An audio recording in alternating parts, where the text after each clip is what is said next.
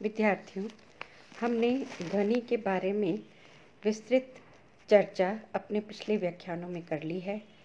ध्वनि, ध्वनि की उत्पत्ति, ध्वनि का प्रसारण, ध्वनि गमन की प्रक्रिया, संगीतोपयोगी ध्वनि के लक्षण यानी कि नाद के लक्षण, इसके बारे में हमने विस्तृत चर्चा कर ली है। अब बारी आती है जो संगीतोपयोगी ध्वनि अथवा ध्वनि को ग्रहण करने का जो प्रमुख साधन है अथवा संवेदना है, वो कर्ण संवेदना कहलाती है। उसके बारे में आज हम विस्तृत रूप से चर्चा करने जा रहे हैं। कर्ण संवेदना ही ध्वनि को ग्रहण करती है। वस्तुतः संवेदना के अनुभव हेतु उत्तेजना एवं ग्राहक की आवश्यकता होती है। कर्ण संवेदना का संबंध संगीत से है और संगीत में उत्तेजना नाद अथवा मधुर ध्वनि से होती है एवं ग्रहण कानों के द्वारा उस उत्तेजना को किया जाता है। जब कोई भी भौतिक उत्तेजना हमारे किसी ज्ञानेंद्रिय को प्रभावित करती है तो उससे वह उत्तेजित हो जाती है। संवेदना में उत्तेजना के गुण का आभास मात्र होता है, किंतु उससे ज्ञान नहीं होता। दूसरे शब्दों में यूँ कहा जा सकता है कि संवेदना ज्ञान का प्रथम चरण है।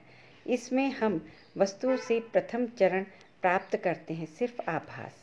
उत्तेजना ज्ञानेंद्रियों से होकर मस्तिष्क में पहली बार पहुंचती है और तब हमें किसी वस्तु की उपस्थिति मात्र की चेतना होती है। ज्ञानेंद्रियों से हम जो प्रभाव प्राप्त करते हैं उसे ही हम संवेदना कहते हैं। सभी ज्ञानेंद्रियां मानसिक प्रक्रिया में महत्वपूर्ण योगदान रखती हैं। संवेदना को विभिन्न विद्वानों ने विभिन्न तरह से परिभाषित किया है, जिसे आप नोट्स में से लिख लें।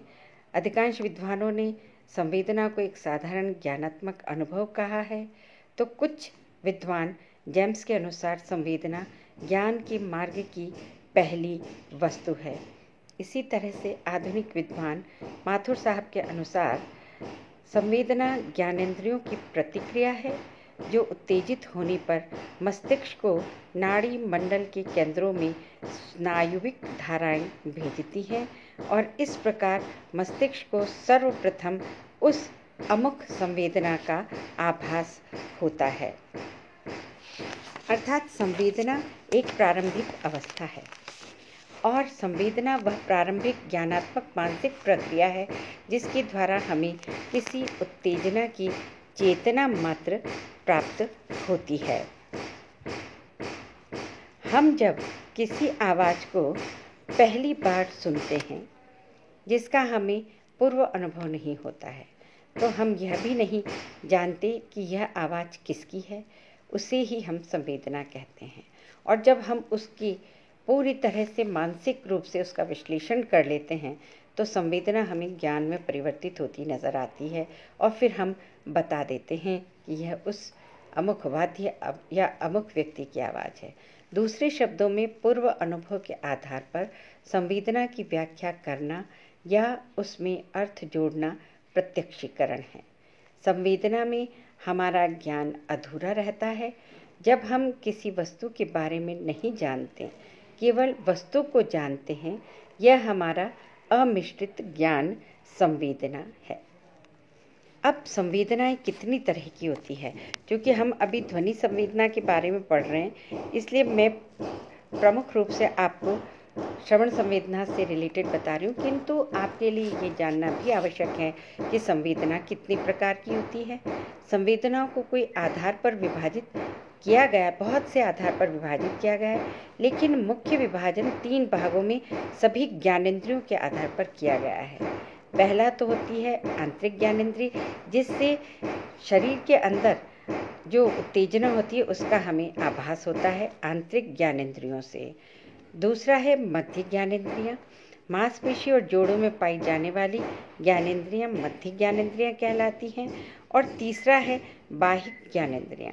बाह्य ज्ञानेंद्रियाँ से संबंधित उत्तेजना को ग्रहण करने के लिए ज्ञानेंद्रियों को बाह्य ज्ञानेंद्रिय कहते हैं।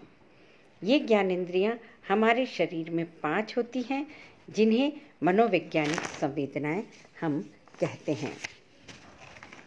ये कौन कौन सी हैं? बहुत ही सामान्य सा प्रश्न है।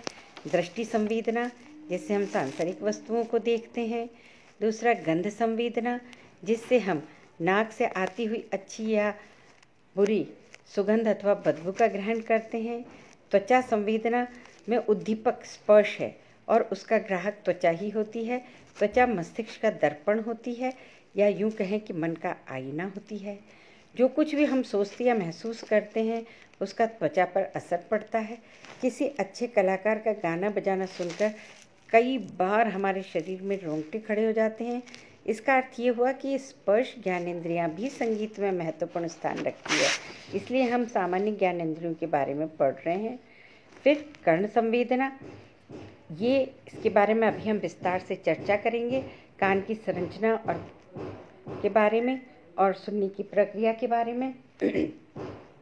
यहाँ पे आप इतना ही समझ लें कि जो भी संगीत है उसकी ध्वनि, जो संगीत जो है ध्वन्यात्मक मधुर ध्वनि से रिलेटेड जो कला है उसका आनंद हम श्रवण संवेदना के बिना नहीं ले सकते। फिर वाचा संवेदना, इस संवेदना का अर्थ होता है बोलना, जिसकी ज्ञानेंद्रिय जीभ है। जीभ के द्वारा हम स्वाद का अनुभव करते हैं, चाहे वह स्वाद मीठा हो, नमकीन हो, कड़वा हो, खट्टा ही क्यों न हो, हमें स्वाद का अनुभव मस्तिष्क के द्वारा होता है। ये है हमारी जीवा की संवेदना, जिसे हम वाचा संवेदना भी कहते हैं। इसका संबंध भी संगीत से है, क्योंकि संगीत में जो रस है, आपने पढ़ा है राग और रस का जो टॉपिक है, उसका आस्वादन, जिस तरह से भोजन का आस्वादन जीवा करती है, ठीक उसी तरह का जो है ना खट्टा, मीठा और तीखा, यानी कि रागों की प्रकृति से जो संबंधित स्वाद है अथवा रस है, उसका अनुभव हम संगीत के द्वारा करते हैं। तो अप्रत्यक्ष रूप से ये जो संवेदना है उसका संबंध भी संगीत से है। कर्ण संवेदना का तो है ही है। फिर त्वचा संवेदना का तो मैंने बताया ही आपको। अच्छा गाना सुन के हमारे रोंगटे खड़े हो जाते हैं। फिर दृष्टि संवेदना, कई बार क्या होता है कि बहुत अच्छा गाना गाया जा रहा है, परफॉर्मेंस प्रदर्शन बहुत अच्छा हो रहा है शास्त्रीय संगीतज्ञ के द्वारा, किंतु उस गायक के हाव भाव इतने विकराल होते हैं कि वो जो दृष्टि संवेदना है वो कर्ण संवेदना को प्रभावित कर देती है और संगीत से हम उसका आस्वादन पूरा नहीं ले पाते हैं।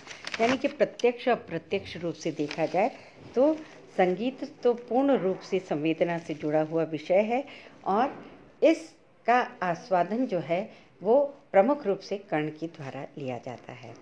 तो अब हम विस्तार से पढ़ेंगे श्रवण संवेदना के बारे में। जैसा कि मैं आपको बता चुकी हूँ कि श्रवण संवेदना जो है वो कान से संबंधित है, अतः हमें कान की बनावट, कान की संरचना और कान के विभिन्न अवयवों के बारे में आवश्यक जानकारी होना आवश्यक है। साथ ही सुनने की प्रक्रिया किस प्रकार कर्ण के द्वारा संभव होती है, इसके बारे में भी हमें जानना आवश्यक है। तो हम अपने अगले व्याख्यान में कान की जो है वो बनावट के बारे में विस्तार से वर्णन करेंगे, हम अपने नेक्स्ट लेक्चर में।